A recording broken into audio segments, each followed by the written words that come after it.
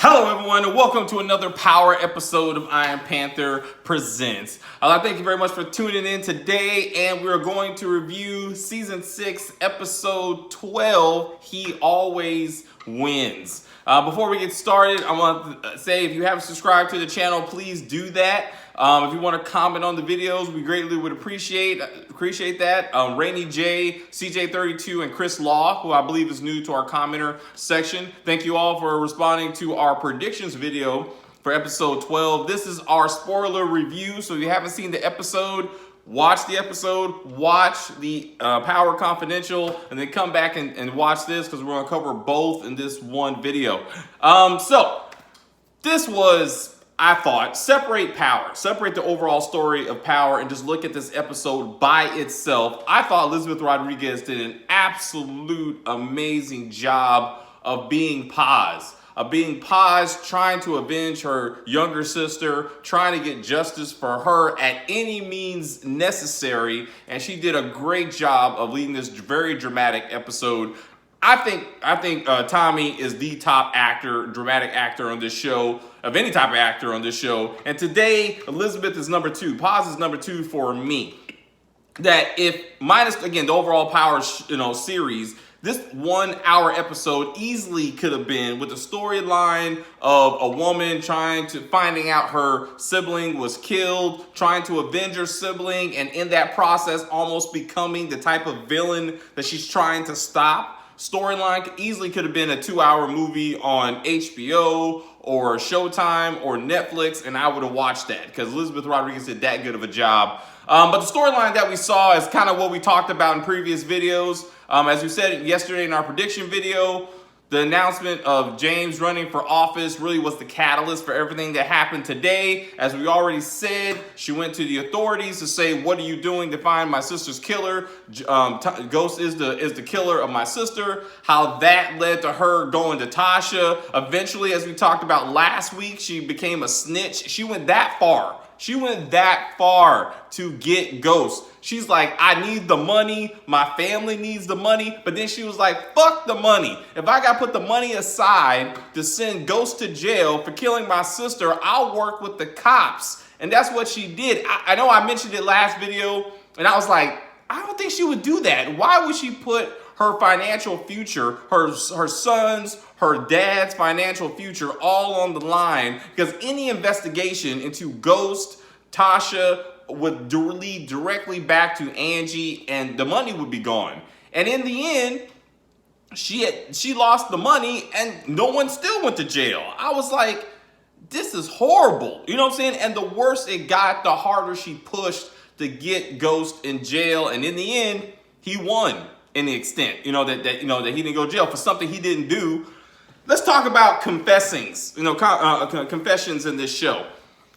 Tasha snitched in the end. She snitched on Tommy. I need to know the backstory of what made her finally turn on Tommy like that. You know what I'm saying? Did she think Paz wasn't going to do anything about it? Is she trying to get Tommy out the way? Again, in one of these 3 episodes coming up, they have to address the issue of Tommy finding out that who really killed Keisha. But we'll talk about that on Saturday when I do my predictions video for episode 13.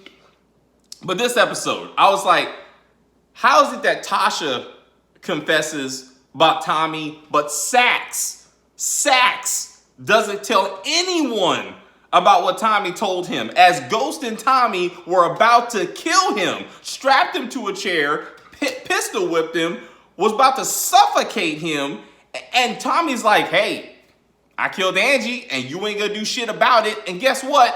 He didn't do shit about it. Why didn't Saxe tell Paz? Why didn't Saxe tell Warner? What is going on? Like, when is that ever going to be addressed? And at this point, I don't think nothing's going to happen. I'm sure Saxe is not going to Truth to kill Ghost, even though Tommy did it.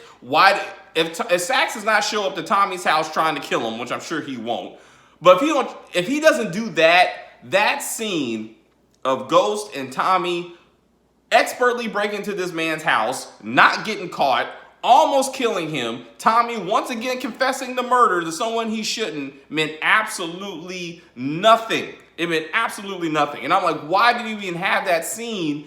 This was the episode. This was the episode that Sack should have said it was Tommy that killed your sister. Not fuck the medical examiner if you don't want to believe that.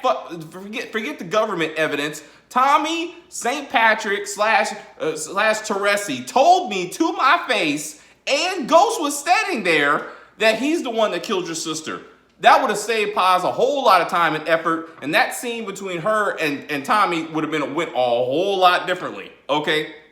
Which was the best scene in this episode, all right? Because the irony that it got so bad that Paz went to Tommy to be like, I know that you that type of guy that kills people. Kill your friend. First she was like, can you kill your friend? That's how much she thought Tommy was crazy. Well, we ain't friends no more. Or even better, take your money back and kill this man. Kill the man that killed my sister. And Tommy was like, I can't do that.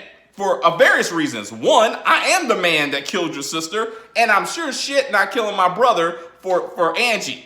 In fact, usually Tommy likes to confess before he kills somebody. If he was they're going to show a scene where Tommy was about to kill Paz. I'm sure right before he pulls the trigger, he's going to be like, you know what? Ghost is the reason your sister lived this long, because I would have killed her 3 months ago when I figured out she was investigating us.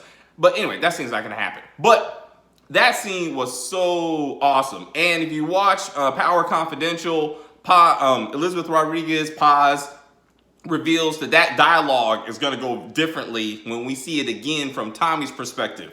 And my wife and I were talking about this. This whole thing about same scenes with totally different dialogue is getting on our damn nerves. There's a difference between I got a different perception of what you said and someone not saying anything. You know what I'm saying? Like, there's whole pieces of dialogue that just didn't even happen, when they redo the conversation. So I'm like, one of them is lying. Either to themselves, I guess, or to us to an extent. But that really gets on my nerves, to be honest. Someone else or something else that got on my nerves, I didn't think it was possible. I didn't think it was possible to find another child or person as ungrateful and selfish as Tariq. And today, this episode proved me wrong. Because Junior, Paz's son, ain't worth a shit. Okay, this dude spent the entire episode crying and whining about how he's going to get back to school. How he doesn't want to help take care of his grandpa. Mama, you got the money? Hey, Mama, you got the money? He made his Aunt Angie look like nothing more than a paycheck. And I was like, who is this ungrateful piece of shit? And I'm like, why don't you go out there and get a job? If you're so worried about your education, why don't you make some effort to do something for yourself and help your family? Like, go out there and get a damn job. Also, I'm sure if I go back and watch all the episodes again, I think he's at Choate. I think he went to Choate. But he's way too old to be at Choate. So that's supposed to be like a high school prep school. But I swear to God, I thought he went to Choate. But if he's in college, even more. Why is he not out there working? And my wife pointed out, at least, Tariq, as ungrateful as he is, at least he's out there trying to make his own money. And ironically, he's one of them that don't need to make his own money. But he's like, I'm gonna sell drugs. I want my own money. But yeah, that son was completely unredeemable. Like, I was like, fuck that dude. Okay. So again, the other very emotional scene was when, Paz's dad, got a moment of clarity, and explained, what Paz is peace, and she was peace to the family and all that stuff. It touched me. It touched me. In comparison to Dre's episode, this episode actually made sense. As you got much more, you saw more Paz in this episode than you saw the entire series. And it made sense. Her family life made sense. Her relationship, her commitment to her dad, to her son, to Angie, it all made sense. You know what I'm saying? Unlike Dre and the church stuff, which did not make sense. But I love this episode. Absolutely love this episode. A lot of y'all gonna be mad because you need to accept the fact that James St. Patrick is dead as fuck. Okay, he is dead. And somehow, magically, he dies on one day and his affairs are being handled the very next day. All right, people already cashing checks. This man gave a check to Kate. I was like, what am I watching? Now think about this. Think about Ghost's finances for a while. He was so strapped for cash that he dissolved Raina's trust fund, okay, and probably Tariq's trust fund. He was so strapped for cash that he got another loan. He's a great character. Oh, wait. It's coming to me. Stern. He got another loan from Stern. That's how strapped for cash he was, with Jason constantly needing money, right? But all of a sudden, he has a whole estate, legal estate, that now he's writing checks to Tommy's mama for raising him when he was little, in what I would imagine was a very chaotic, cocaine-filled environment. But he left a check to her.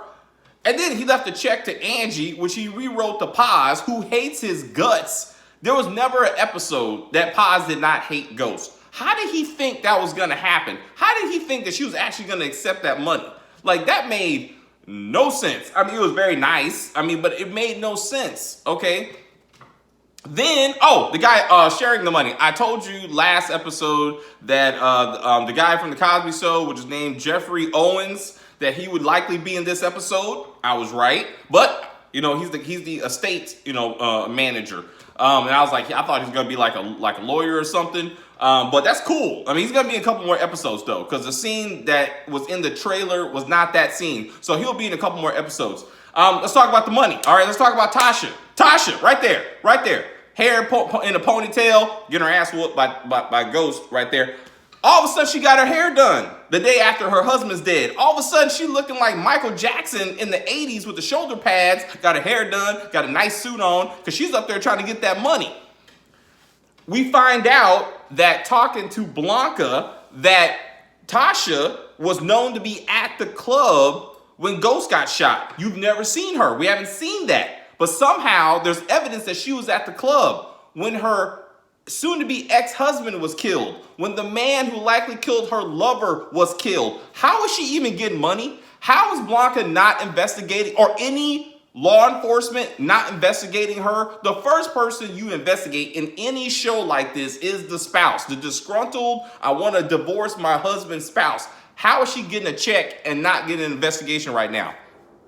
Don't even know. That don't even make any sense. Okay, like, I know they're trying to speed this show up and everything, but really what Tasha needs to be doing is getting a lawyer and an alibi. Okay, her husband was obviously killed in a violent manner. That needs to be an investigation. Okay, not just cashing out checks like he died of natural causes. That's not how that works. Okay, but anyway, Tariq, where is he? His dad is dead. Where is he? Where's Yaz? Because apparently nobody gives a shit about that little girl. Who's looking after her? You know what I'm saying? But anyway, where's Tariq? Why haven't you seen him? He wasn't he left the party. We saw that in episode 10, but you didn't see him. You didn't see him this episode at the party. I thought he was going to be there. I thought Paz was going to see him talking to Ghost. So where is he? Why is he not there with his mama? You know what I'm saying? I know he ain't at home babysitting Yaz. Where is he? Right? So that'd be interesting. Okay, but again, now we know we got some new information. Tasha's at the party. Fact, she's at the party. When did she get there? You've never seen her there before. I want to see that in future episodes. And again, we're going to talk more about that when we do the episode 13 review. Tommy. Her finally finding out from Tasha, snitching ass Tasha, that was Tommy that killed Tommy. She goes to his house and his entire place is emptied. Now, according to the trailer, as we all saw, which I'll watch every week, I'm going to watch it again after I do this video, the teaser spectacular trailer that they did, Tommy is in a serious gunfight that night that Ghost gets shot, okay? I don't know how he got out of that. At some point, somebody points a gun to his head. At some point, he's on the street corner looking at Dre. At some point, but after all that, he packs up his shit and gets out of town. He never went back to talk to Ghost after he left that gunfight. I'm sure all that's going to be extended. You're going to see a lot more dialogue and things that didn't happen. Where is Tommy? Is he running off to California? Is that going to be the spinoff? I would definitely watch it. I know I said that they can still do it for the record, but I said that Tasha and Tariq were going to blame Ghost's death on Tommy, which still could happen just because he's a fugitive from justice. And he's probably still a fugitive because of Poncho's murder. So we still got to work that out, right?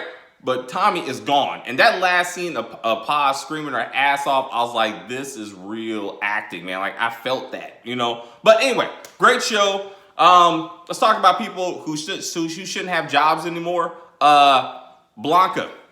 How is Blanca still working at the U.S. District Attorney's office when the U.S. District Attorney just got fired? Why is she still there? Why is she the one talking to Paz, telling her that her boss got fired? And that's not even her boss, because she's a local NYPD internal affairs detective. She should be packing up her shit as she's talking to Paz. But she acts like she got a desk, like this is our new office now. I'm like, what are we doing? What are we doing? Okay, she's not a lawyer. Okay, she don't work for the U.S. District Attorney. Why is she still there? Irritating.